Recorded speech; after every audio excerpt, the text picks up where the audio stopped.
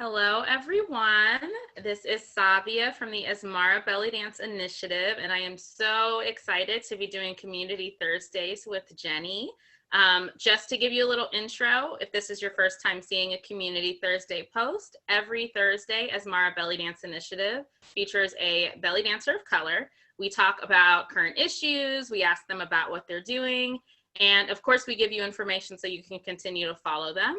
So today we have Jenny with us, and we are so happy that she's joining us. Jenny is based in Atlanta, Georgia.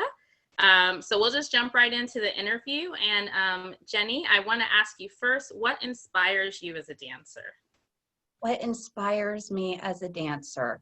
That question has evolved over the years. I think initially, when you first fall into something that you love and you start studying, you go down the YouTube rabbit hole, right? You start watching all these phenomenal performers, dancers, teachers, in hopes that maybe one day you can be maybe a little closer to what you're seeing.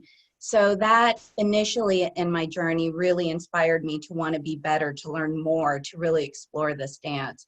Then further down, as you learn more, I was really inspired and impressed by the work ethic of so many of these teachers and peers and dancers and students that I had an opportunity to work with.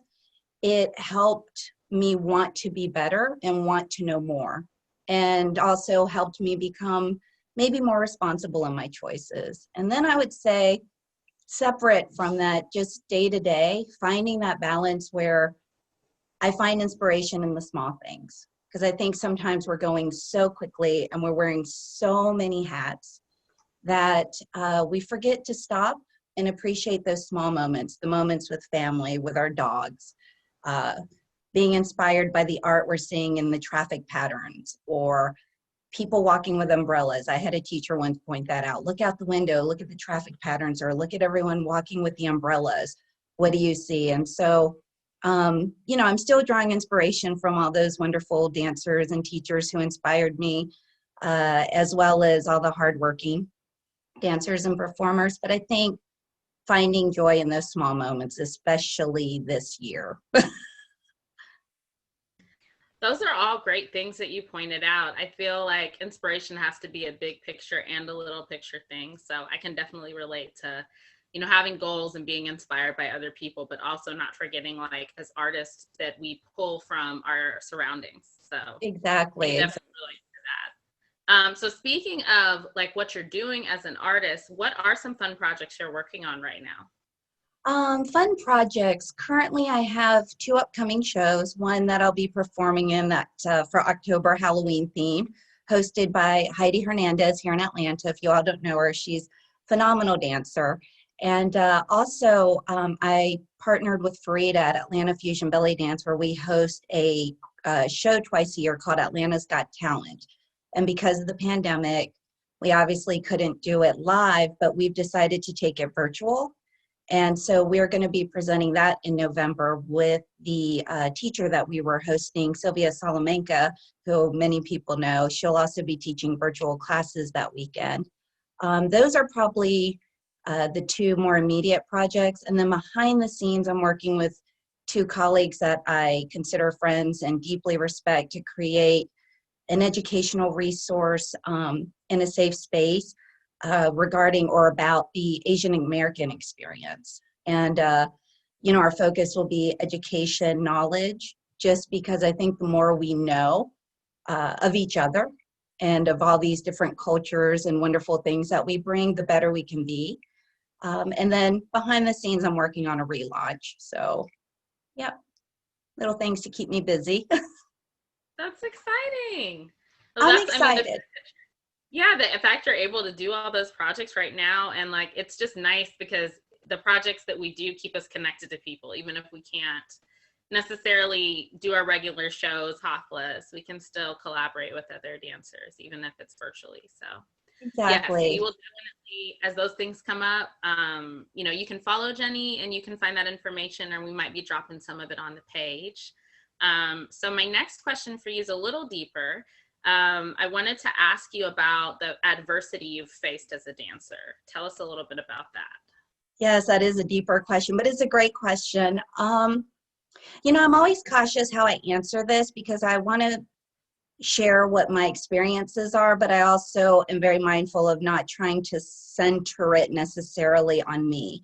So I think I'm going to try to take it from a perspective that I think many dancers, certainly dancers of color, can relate to. I think early on in my journey, just being naive and maybe not knowing enough about the community and all the wonderful teachers that are out there, I was led to believe that my appearance as an Korean American, Asian American, would not afford me professional opportunities.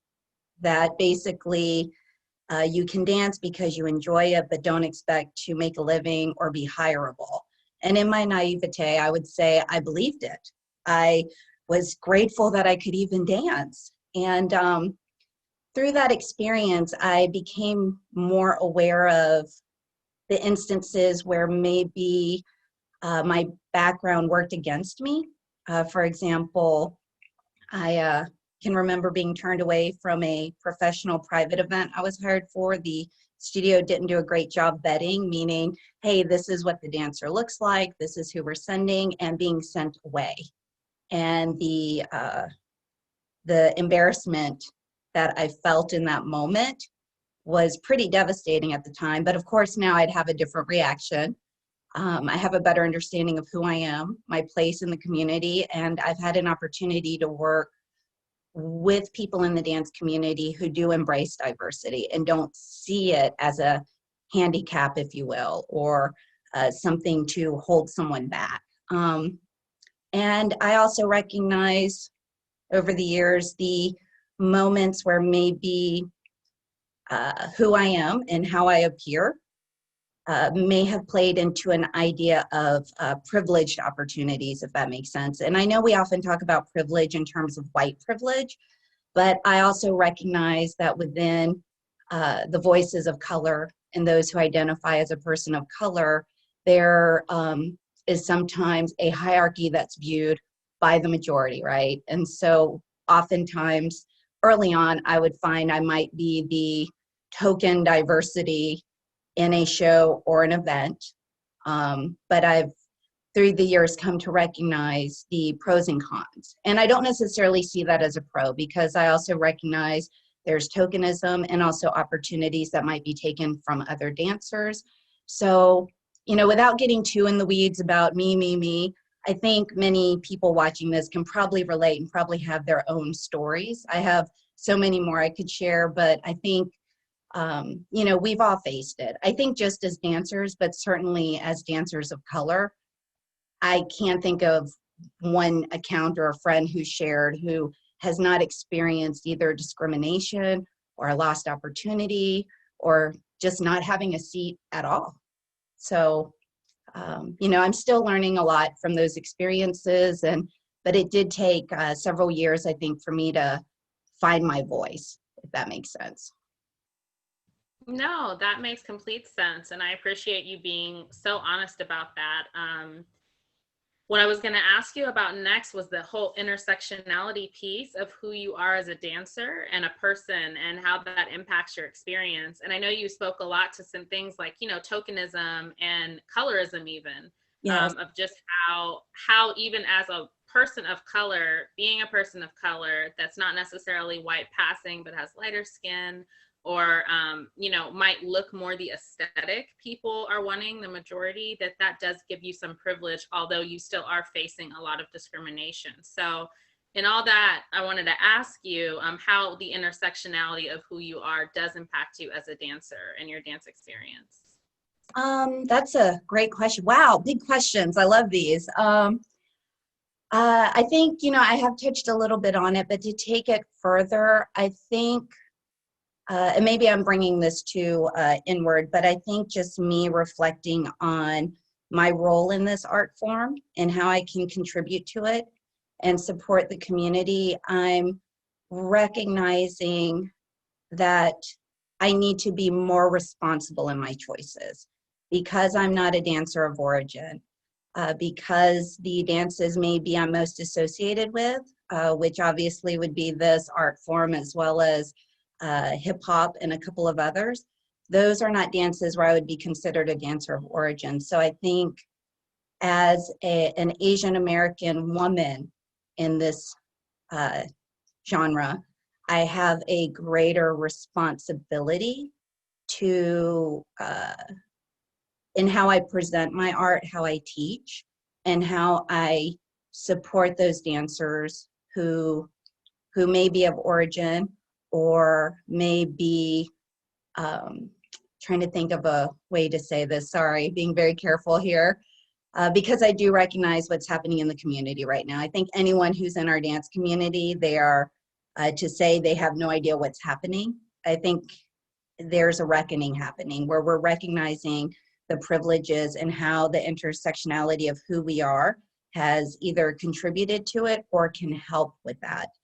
And so I think all those experiences have made me hyper aware of where I am. And I think sometimes I think we all struggle with this when we talk intersectionality because it's such a big and complicated conversation, and no person identifies as one-dimensional. I'm not strictly Korean. I'm not strictly American. I'm not only a woman.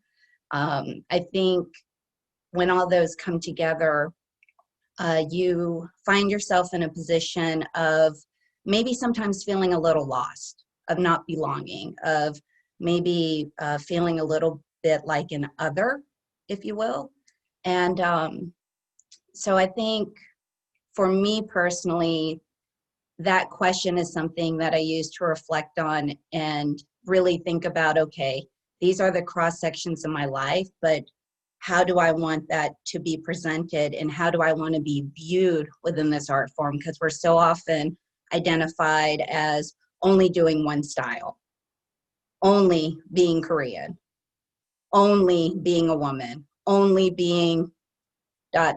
whatever it may be. And so I'm not sure if I answered that properly or accurately, but I've spent a lot of time thinking about it. And I think ultimately it leads me to really ponder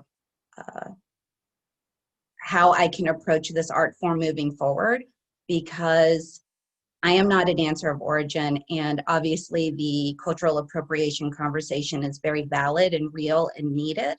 And so I think the intersectionality of who I am ultimately brings me to do more self-exploration and how I can bring all those points together and still be responsible in how I present this art form.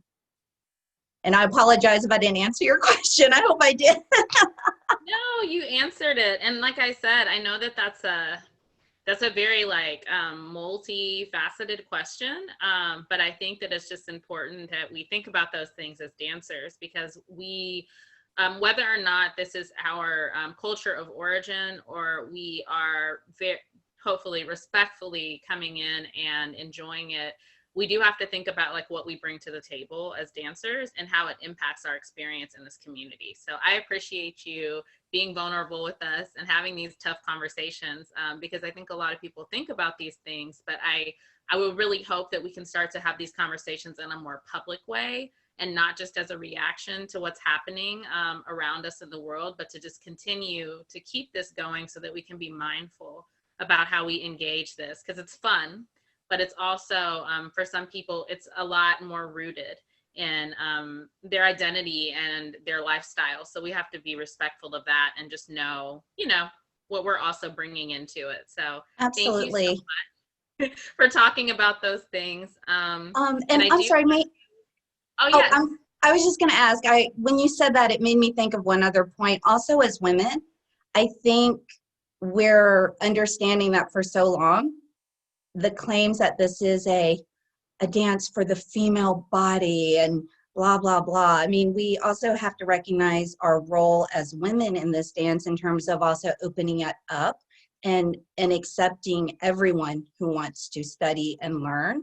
Because I think for a very long time, there was not only just the race conversation and, of course, the historical context of the dance, but I think also for a very long time, it was not welcoming to anyone who was not a woman. I wouldn't say across the board, but I think in a lot of our early studies, I know certainly when I came into it, I had a teacher, that was the first thing she said. It was a dance for a goddess dance designed for the female body, da da da da da. And I think when we're talking about who we are, that plays into it as well. So sorry, when you mentioned that, I was just thinking of that. Well, yes, and also as women, I think we have a responsibility as well to be more open and accepting within this art form. Sorry, I didn't mean to interrupt. I just, that you saying all of that prompted another thought.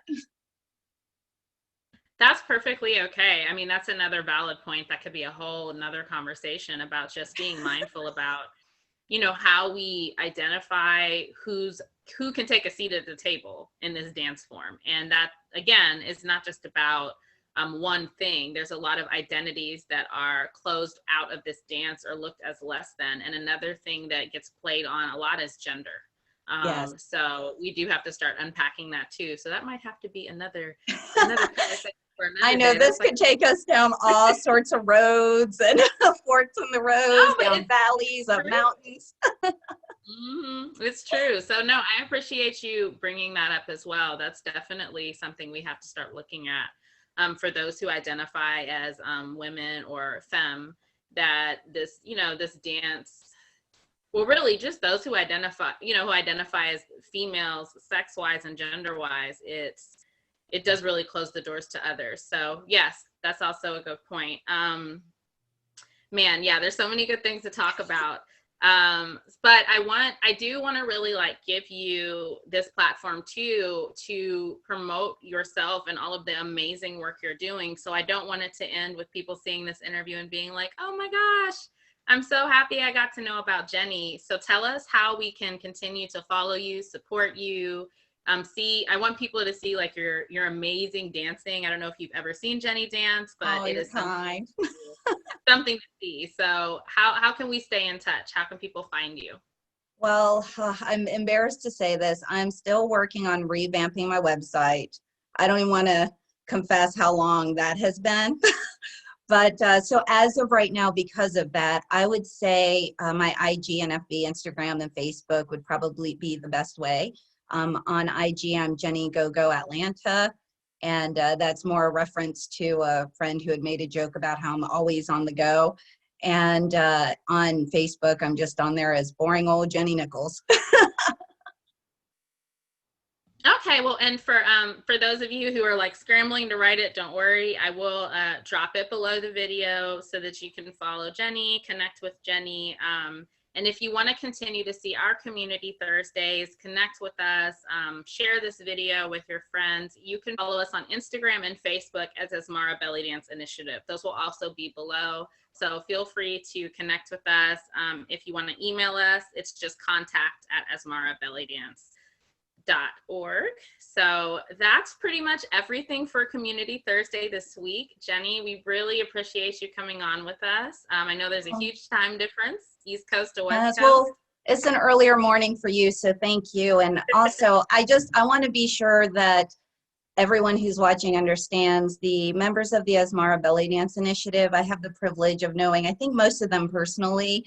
I look forward to learning more about one of the members who I've not had much time with, but what they're doing is really important. They care, they're quality people, they're skilled artists, so definitely follow them. And please, Sabia, extend my gratitude to the members of the Asmara Bellydance Initiative, because I really appreciate this time. And I do apologize if I rambled at all. It's just, like you said, some of those questions are multifaceted. So if there's anyone who has further questions for me or wants me to clarify anything I've said, please don't hesitate to reach out to me. Well, thank you so much, Jenny. And it was so special to have you on today. Thank you, Sabia. And it was great to see you. We miss you here in Georgia.